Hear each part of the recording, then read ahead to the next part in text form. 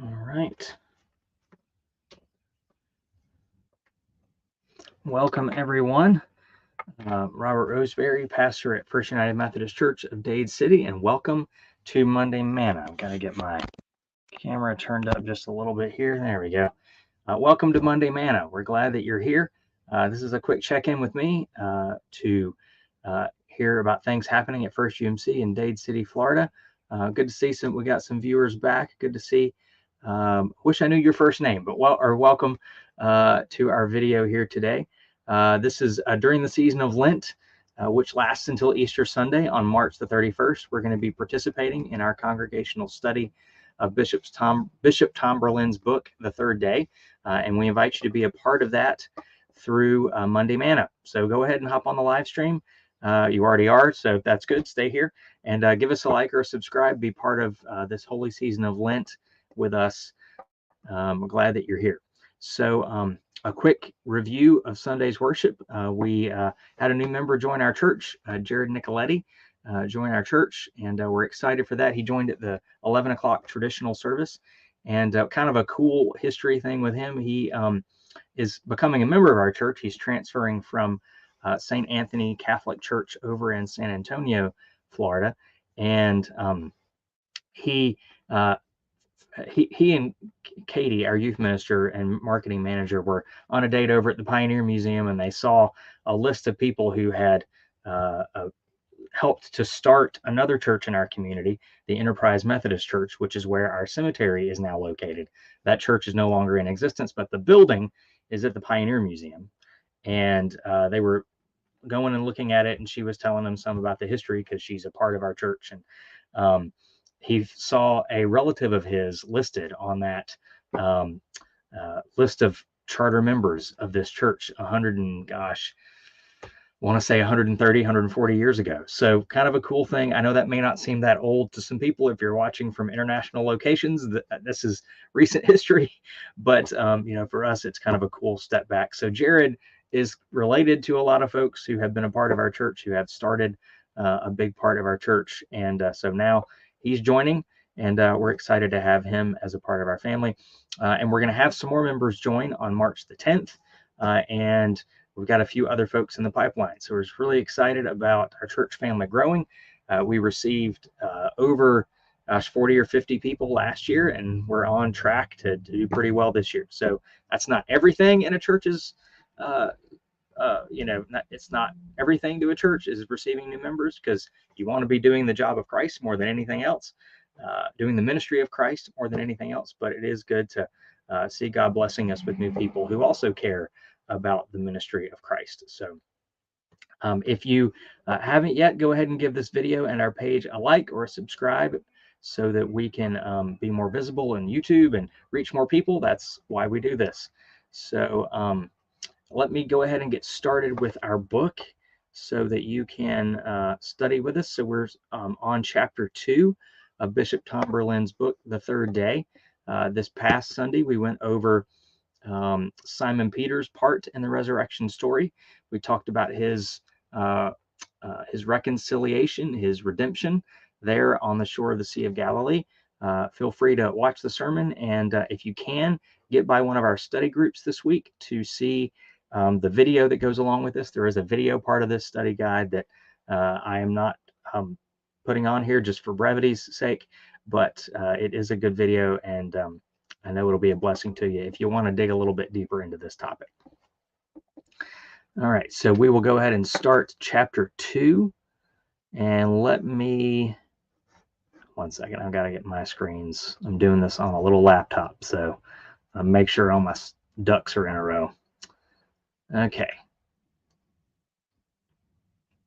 So let's begin in prayer. It's always the best place to start. So would you join me at this time in prayer? Redeeming God, because you rose from the grave on the third day, you defeated death and proved that there is nothing you cannot overcome. During our time of study and discussion today, help us to realize that we are never stuck or trapped by our mistakes, because you are always ready to give us a new start. May Peter's story fuel our hope as we remember that you call us forward in love, bringing restoration and renewed mission to us. Amen.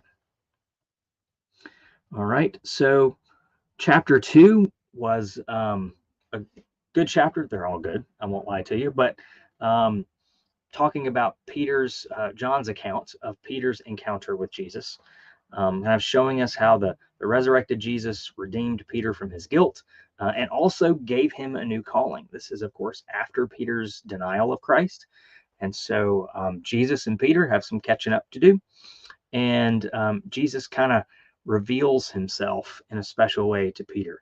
And there's also a previous miraculous catch when Jesus first called Peter in the Gospel of Luke. Uh, Mark has this story that um, Jesus is walking along the boats and just calls Peter, and Luke kind of fleshes that out a lot more for us. So um, Peter called Jesus to or Jesus called Peter, excuse me, to be a fisherman for people, or to go and catch people. And in that moment, Jesus reveals himself to Peter kind of as who he really is. And then Peter accepts that call and starts following Christ. And James and John are also there. And so here in this moment on the shore of the Sea of Galilee, rather than making a real quick declaration of Peter's forgiveness, Jesus turns it into a teaching moment. He really sets the stage, and there's some fish and some bread over a charcoal fire. And no doubt Peter was reminded of that other charcoal fire in the courtyard of the high priest when he denied Jesus.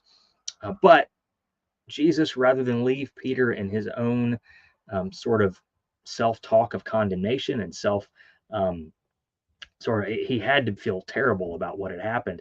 Rather than leave Peter in that moment, Jesus shows him through a really grace-filled conversation that the betrayal of the past is not the narrative of the future. And through this, we can see that the resurrection offers Peter and each of us forgiveness and grace and the hope of a new start. So um, during this conversation, Jesus asks Peter 3 times if he loves him. And each one of those times, Peter affirms, yes, I love you. And Jesus says, and those 3 times, twice, feed my lambs, and then take care of my sheep, and then feed my sheep. Excuse me. Feed my lambs, take care of my sheep, and feed my sheep. Those are the 3 things. Misremembered that. So the message for all of us really is that redemption and restoration lead to mission. We're not only saved from guilt, shame, and condemnation of our past failures, we're also saved for a mission. Resurrection brings restoration that leads to mission, and it helps us to more fully love God, our neighbors, and ourselves. I can imagine Peter, after he received those affirmations from Jesus and that call and that mission, he probably loved himself a whole lot more. It's like, wow, I'm really worth it. And that's the kind of thing that the resurrection tells us, that we are worth Jesus sending us on this mission. We are worth it to God. We are worth it to Christ. And that is a great, great word to us, because we don't often get that. So as um, as we go forward, I want to ask you to think about something. When was a time that you felt hopeless and realized that you were powerless to change on your own? When was a time that you felt hopeless and realized that you were powerless to change on your own? Um, I know that we have a delay in conversation because of the format of this study, but I'll go ahead and tell you a time that I certainly felt that way in college. Um, I went to college very far away from where I went to high school. I was not completely alone. I was living close to family and relatives, but at the same time, um, it was kind of hard. And I um, had lost one really long-term relationship, and I was in another one that just went sour in a hurry, and a dating relationship. And I know as a kid, as an older man, I realized that those weren't really the end all be all that I thought they were. But at the time, it was just yet another failure to make things work. And I had made some serious mistakes in this relationship, and just been not been the best version of myself, I'll say, and just felt completely useless, completely worthless. And I was like, I can't do this on my own. Not that I couldn't live. I wasn't thinking of that kind of thing, but just, I was like, I have just screwed things up. And so it was that moment. That moment was one of those rededication moments for me where I was on a dove hunt with my dad, and I was in a cornfield. Nobody else could kind of see me. I was sort of in between the rows sitting on my stool.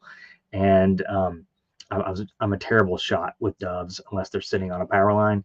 And so, I just took a little moment, and the doves really weren't flying for a few minutes. And I just prayed. I was just like, God, um, you know, I gotta bring you back. This is not working by myself.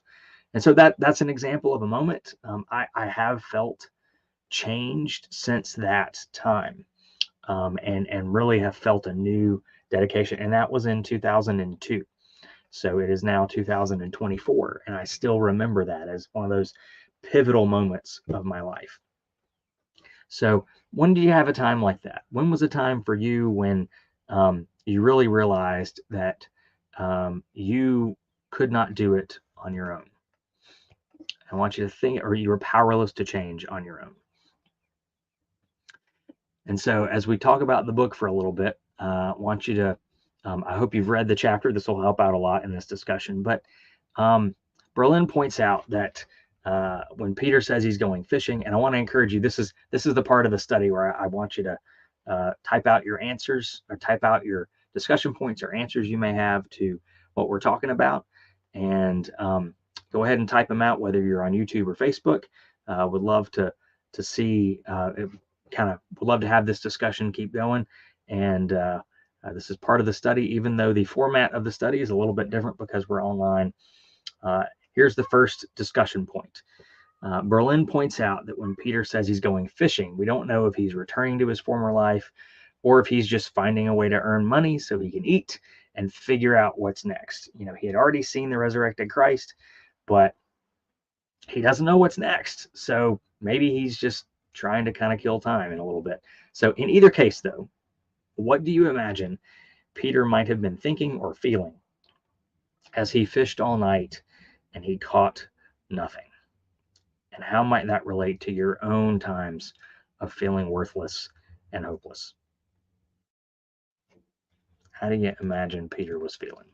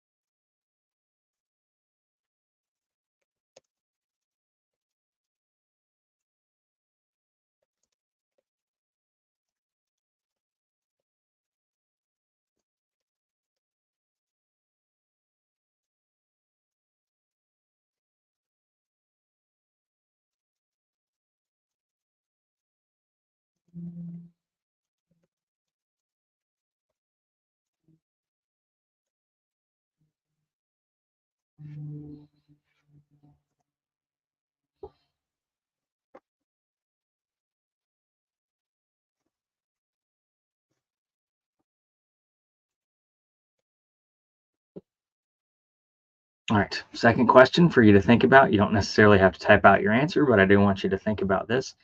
When have you felt stuck like Peter, unsure of how to move on, and weighed down by feelings of self-doubt or condemnation? And I'm going to apologize again for a four-legged friend that is down here on the floor next to me. You might have heard her just bark a little bit, kind of softly. She used her inside voice, but she's here and she's enjoying the time with me. So if you hear her bark a little bit, just excuse that.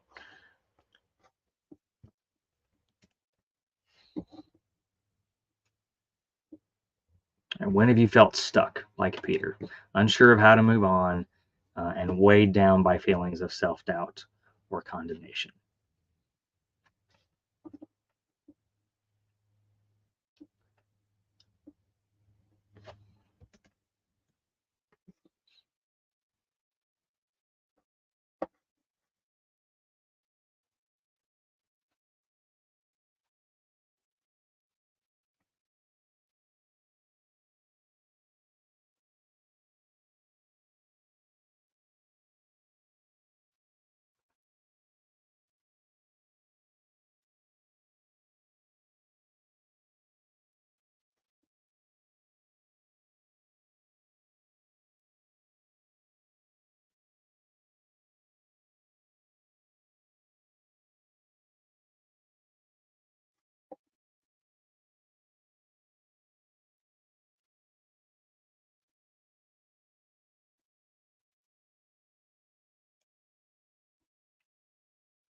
All right, so this is another interesting thing to discuss, and Berlin gets into it. It's got a whole lot of ramifications um, to our not just to this particular situation or to theology, but also to our world, really.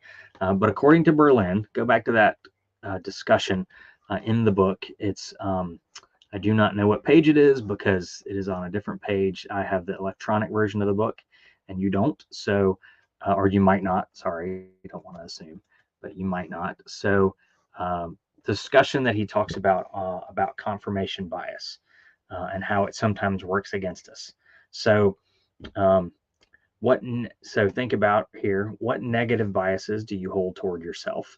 And I want you to think about how would it change your life to live with the assurance that it is not true?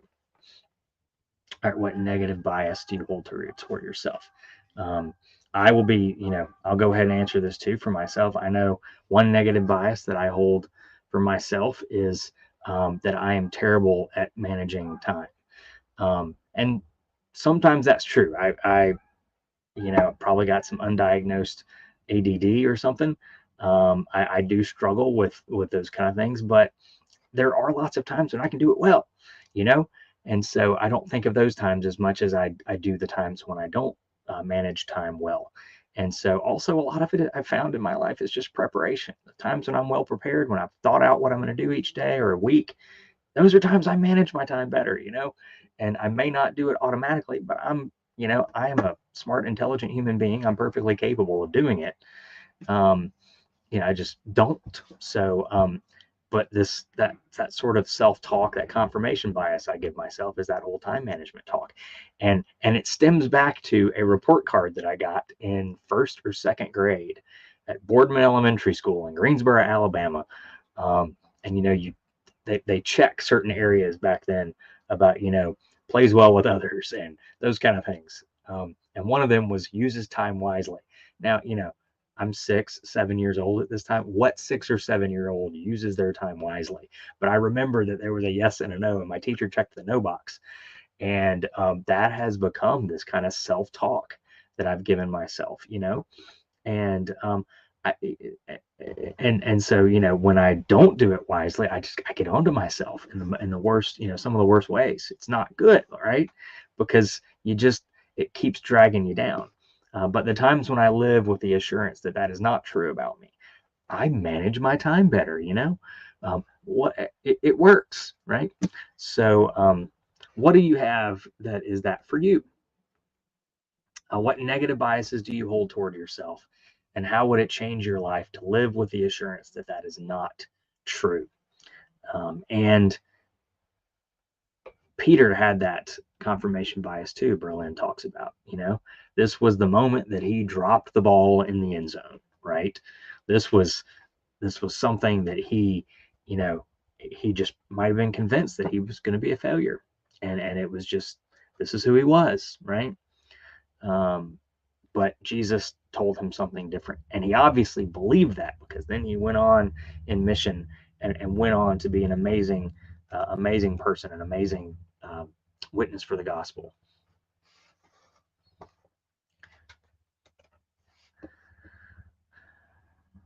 And so next to think about, how does this conversation between Jesus and Peter, the one on the seashore in Galilee, how does that show us that redemption and restoration lead to mission? And how have redemption and restoration led to mission in your own life?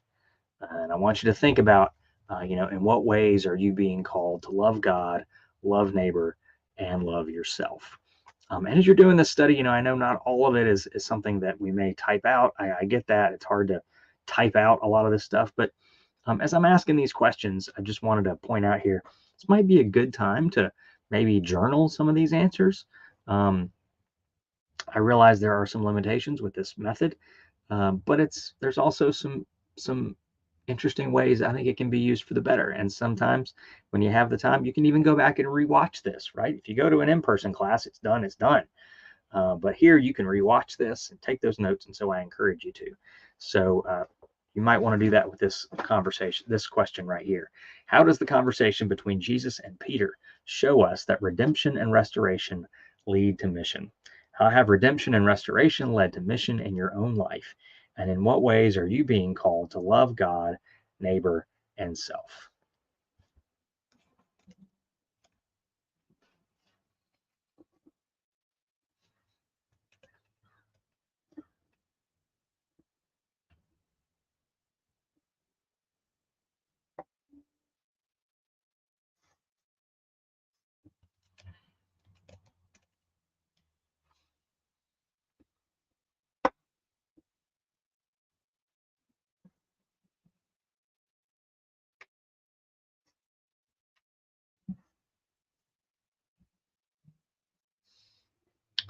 All right.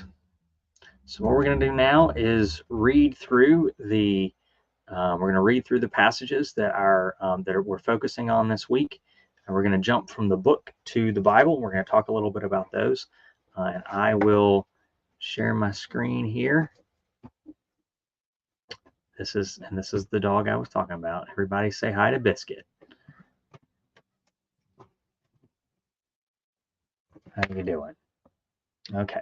See, now that you're on, I've got extra viewers. All of a sudden, people are hopping on here and viewing because you're on. I need to train you to just sit on the bench with me the whole time, and I might like go viral or something. Yeah. What do you think? Oh, okay. You're just gonna sleep. She's out of the shot now. God, lost my magic.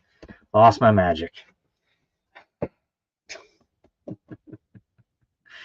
Love this dog. She is wonderful. She's been in here all day with me as I've been doing sermon work and things like that. So let me go ahead and get back to that Bible reading. I'll share my screen. All right. I want to do this a different way here. There we go. Okay. That's the layout I was looking for. Okay. So let me go ahead and read this. All right, we're in John. You can see up here, we're in John 21, 1 through 16. I've got my cursor right there. This is the Common English Bible, so maybe a little different from the one you're used to using, but I do enjoy this translation along with the New Revised Standard Version that I use a lot of times on Sunday morning. And so here we go. So later, Jesus himself appeared again to his disciples at the Sea of Tiberias. This is how it happened. Simon Peter, Thomas, called Didymus, Nathanael from Cana in Galilee, Zebedee's sons, and two other disciples were together. Simon Peter told them, "I'm going fishing." They said, "We'll go with you." They set out in a boat, but throughout the night they caught nothing. Early in the morning, Jesus stood on the shore, but the disciples didn't realize that it was Jesus. Jesus called to them, "Children, have you caught anything to eat?" They answered him, "No." I imagine it was just like that. "No." He said, "Cast your net on the right side of the boat, and you will find some." So they did. And there were so many fish that they couldn't haul in the net. Then the disciple whom Jesus loved said to Peter, "It's the Lord." And when Simon Peter heard that it was the Lord, he wrapped his coat around himself, for he was naked, and he jumped into the water. The other disciples followed in the boat, dragging the net full of fish, for they weren't far from the shore, only about 100 yards. When they landed, they saw a fire there with fish on it and some bread. Jesus said to them, bring some of the fish that you just caught." And Simon Peter got up and pulled the net to shore. It was full of large fish, 153 of them. Yet the net hadn't torn, even with so many fish. And Jesus said to them, "Come and have breakfast." None of the disciples could bring themselves to ask him, "Who are you?" They knew it was the Lord. Jesus came, took the bread, and gave it to them. And he did the same with the fish. This was now the third time Jesus appeared to his disciples after he was raised from the dead. When they finished eating, Jesus asked Simon Peter, "Simon, son of John, do you love me more than these?" Simon replied, "Yes, Lord, you know that I love you." Jesus said to him, "Feed my lambs." Jesus asked a second time, "Simon, son of John, do you love me?" Simon replied, "Yes, Lord, you know that I love you." Jesus said to him, "Take care of my sheep." Then he asked a third time, "Simon, son of John, do you love me?" Peter was sad that Jesus asked him a third time, "Do you love me?" He replied, "Lord, you know everything. You know I love you." Jesus said to him, "Feed my sheep. I assure you that when you were younger, you tied your own belt and walked around wherever you wanted. When you grow old, you'll stretch out your hands, and another will tie your belt and lead you where you don't want to go." He said this to show the kind of death by which Peter will glorify God. After saying this, Jesus said to Peter, "Follow me." And the next section we're going to read is the passage from Luke chapter 5, 1 through 11. Right. Once again, this is Common English Bible. So one day Jesus was standing beside Lake Gennesaret, that's the Sea of Galilee, by the way, when the crowd pressed in around him to hear God's word. Jesus saw 2 boats sitting by the lake. The fishermen had gone ashore and they were washing their nets. Jesus boarded one of the boats, the one that belonged to Simon, and then asked him to row out a little distance from the shore. Jesus sat down and taught the crowds from the boat.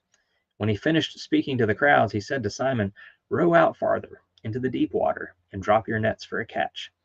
Simon replied, "Master, we've worked all night and caught nothing, but because you say so, I'll drop the nets." So they dropped the nets, and their catch was so huge that their nets were splitting. They signaled for their partners in the other boat to come and help them. They filled boats so full that they were about to sink. Filled the boats, both boats, so full that they were about to sink. When Simon Peter saw the catch, he fell at Jesus' knees and said, "Leave me, Lord, for I'm a sinner." Peter and those with him were overcome with amazement because of the number of fish they caught. James and John, Zebedee's sons, were Simon's partners, and they were amazed too. Jesus said to Simon, "Don't be afraid. From now on, you'll be fishing for people." And as soon as they brought the boats to the shore, they left everything and followed Jesus. All right, so that is our reading here. So let's go and look at this a little bit.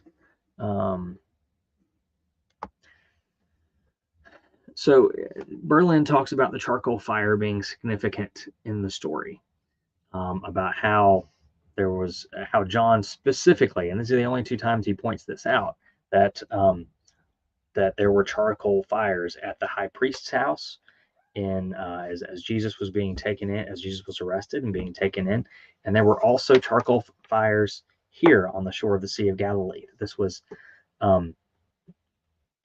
Jesus was kind of bringing Peter back, right, to that same situation. That smell, and smells are laced with memory for us, right? You've always been in those situations. So is there a charcoal fire in your life? Something that reminds you of a past mistake or sin and causes feelings of condemnation or shame? What's the charcoal fire in your life? It may not be a smell, but something that kind of triggers your thinking of a past mistake. What do you think that is? Do you have something like that? What's your charcoal fire?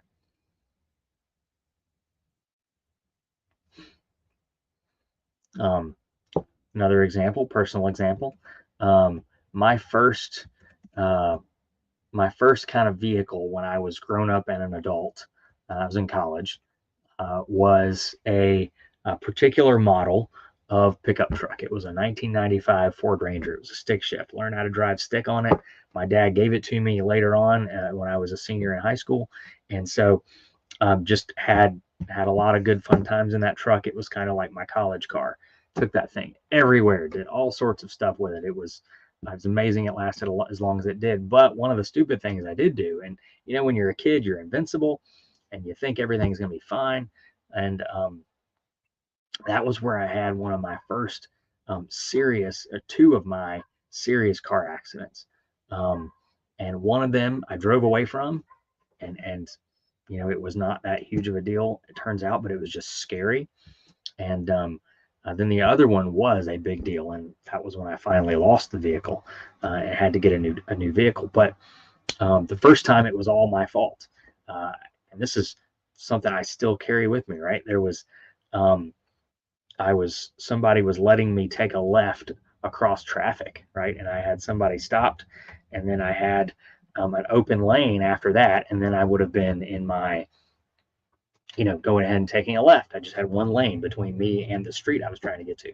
And I didn't think I crossed that lane. I went across, they let me in, and I was like, oh, they're so nice. They let me in, and bam, I hit and he was actually one of our at the time, star football players at the school. Went to University of Alabama. Football's our thing, and so I was just like, oh no, he wasn't injured. It wasn't, nobody was hurt, but he hit me right behind, like in the back of my cab, between like in front of my rear wheel, but not in the passenger side door. And so he was in a car, a small sedan, and I had a car-shaped dent on the side of my truck. He didn't bend the frame. I drove away from it, but one of the things was I also did hit the bumper of a friend of mine. So he came at me like this. He hit me broadside, and I spun around and hit a friend of mine who was in the traffic on that street I was turning into, facing, where I was. He was in the other lane, going the other direction at what I was coming into. So he was here, and I was going in this way, and I got hit right here and spun around and hit him. And he was a good friend of mine, and like, oh gosh, the mistake. Like if I would have just not gone, or eased out so he could see me entering, but instead I pull out right in front of him. And so that has helped me be a better driver. But whenever I see that situation um, happen in traffic, and you see it all the time, sometimes I'm the person in it, right? And I'm going towards a lane, and I can see that they're letting people in. And especially now that I'm towing this thing, and those are situations, and that reminds me of a past mistake, right? And the condemnation, I wouldn't say it's condemnation, but kind of the shame that I feel is like, man, I let that happen, and I hurt two people who had no business, no fault of their own. They were doing their thing, and that reminds me of my mistake. It was a serious mistake. Could have been a lot worse, you know. Um, and so that's kind of that story with me. And so, what is your charcoal fire? What do you see? Um, so Jesus asks Peter 3 times, "Do you love me?" And then he instructs Peter to do something. Right? He says, um, "Take care of my." He says, "Feed my lambs. Take care of my sheep. Feed my sheep."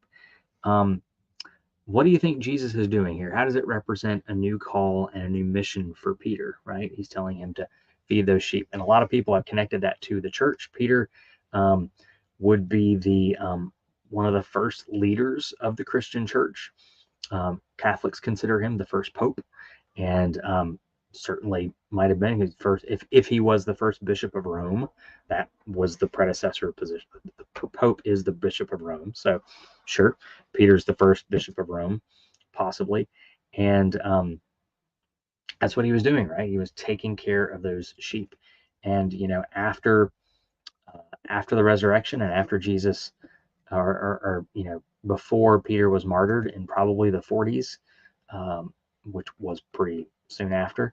Um, Peter was the one who was kind of taking care of those sheep. We can see it in Acts a little bit. He's that leader of the new church, and Paul even goes to bat against him for some things. It says, they have some disputes, but Paul is there, Peter is there. There's some other leaders in the Christian church, and Peter is more called to the mission to the Hebrews, to the Jewish people, and Paul is the one called to be the missionary to the Gentiles.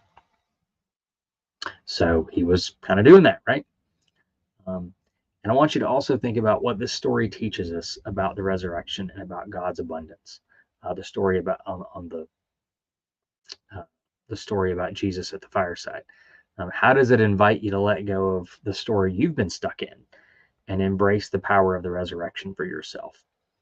How does the story about the fireside chat, and the meal of fish, the breakfast by the beach, and this this exchange between Jesus and Peter, how does it invite you to let go of the story that you've been stuck in and embrace the power of the resurrection for yourself? I certainly hope it does, but I want you to think about that. And go ahead and type it if you're watching. Type your answers out if you'd like to answer online so we can have a discussion. And then as you're doing that, I'm going to move on to Luke chapter 5, 1 through 11. Think about the similarities in this story to the story in John 21. Feel free to type them out too. What are some of the similarities to this? What are some things that you see? And you may see different things than what I saw.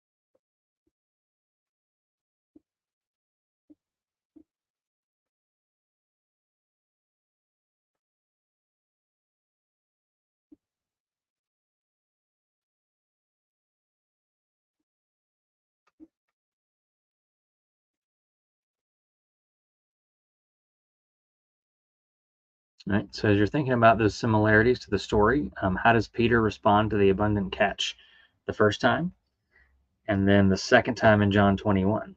Right. How does Peter respond to that? The first time, um, he says, "It is the Lord." Whoa, and he goes down to his feet, right, and he worships Christ, and he's, you know, I'm a sinner, Lord. Why are you here? I don't have, like, oh my gosh, what are you going to do? And then the second time in John 21, right, Peter is hauling up the catch, but it's not Peter that realizes it's Jesus, right? He responds um, to to James, I think, realizing it's Jesus, right? And then also, what is Jesus's call to Peter in verse 10 here in Luke? What's his call to Peter? It's right. I'm going to make you fishers of people, or fish for people, depending on the translation. Um, and then why do you think the call is different in John 21? Think about that and go ahead and type your answer. Why do you think the call might be different in John 21? What ideas do you have?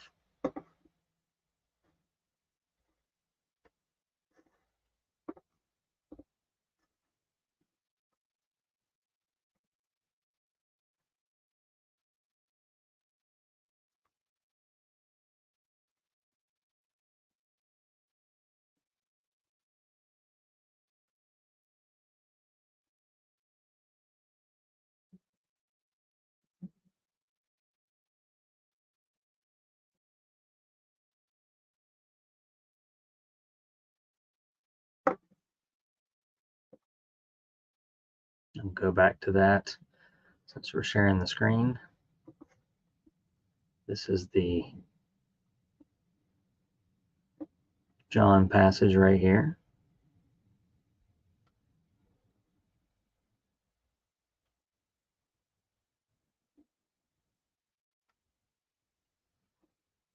And then this is the Luke passage, 1 through 11, right here.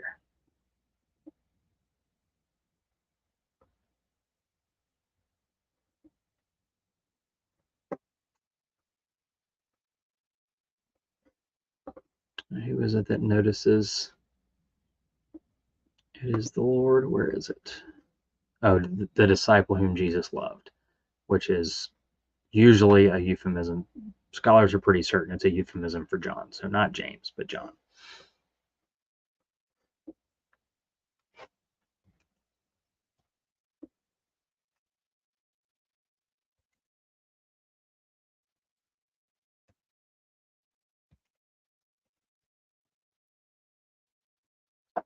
All right. So Jesus' call to Peter, like I said in verse 10 of Luke 5, is don't be afraid, which is, I think, the first call, right? That's don't be afraid. And then from now on, you'll be fishing for people. And then in John, his call is feed my sheep, feed my lambs, take care of my sheep.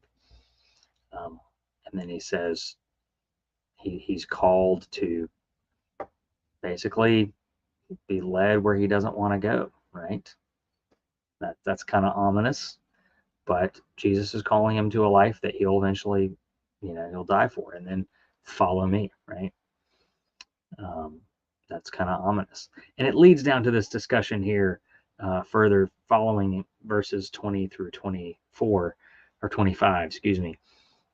Peter turns around and saw the disciple who Jesus loved following them. When Peter saw the disciple, he asked, Lord, what about him? Scholars have thought kind of, well, what? This is a strange exchange. Maybe Peter is seeing him as, well, what about him? Maybe he's asking because, he doesn't want to do this without him. He's wondering, well, where's everybody else going to go? And Jesus says, hey, you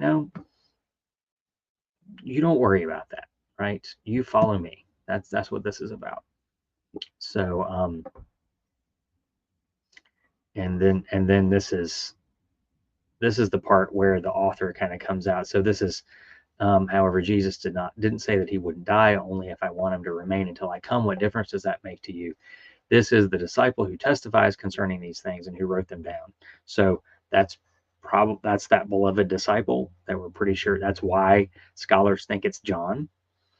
Or maybe John wrote some of this stuff down and someone else took this account and fleshed it out to become the Gospel of John, right? We don't know how exactly that happened because, of course, none of us were there. But this is kind of why we think that the beloved disciple, or the disciple whom Jesus loved, I'll point this out right here, that was probably John. And John, according to Christian tradition, according to the stories that we've inherited, John lived a rich, long life, and died of natural causes in the city of Ephesus, and was the only disciple not to die a martyr. He was probably the youngest when he began following Jesus, and so he lived well into the 60s, 70s, not his 60s and 70s, but into the years 60s and 70s, and possibly even later than that. So some people see him writing the Revelation of John when he is an old man on exile in Patmos. I don't necessarily subscribe to that theory, but it's possible. Like I'd said before, none of us were there, so we don't really know. But we do. He definitely lived a different life according to the stories that were told than Peter did. Like I said, Peter was martyred in probably the 40s, maybe around like 44. That would have been when Emperor Nero had his great Roman fire. The city of Rome was burning. That's when you get the story that Nero fiddled while Rome burned. Nero was just, having a blast and partying and fiddling or whatever while Rome was burning. And he blamed that fire on Christians when people wonder if it wasn't maybe on purpose so that he could persecute Christians. He was getting very antsy about it. And this occurred as a way to blame Christians for something, right? So that he could then persecute them. And here's Biscuit. You like that? You think that might be true? You think so? You didn't know Nero. He was a bad guy. He was a nasty character. All right. So Biscuit and I thank you for coming to this Bible study. We're glad that you've shown up and glad that you've made it. Hope it's been a blessing to you. And as I sign off here, why don't we end our time in prayer? So would you join me in prayer? Loving God, we're grateful for the reminder that resurrection leads to restoration and restoration leads to mission. This is the power of Jesus' resurrection. Continue to lead us toward our own restoration moments so that we may move confidently and boldly into the mission you have for each one of us. We desire to move forward with you in love, and we want to follow you, just as you asked Peter and those other disciples to follow you as well, even when we fail, even after our shortcomings are made abundantly clear to us. Lord, we still want to follow you. Thank you for restoring us, redeeming us, and still giving us that command to follow you. In the name of the Father, Son, and Holy Spirit, we pray. Amen. Thank you for being a part of this, and I hope to see you Sunday, if not before.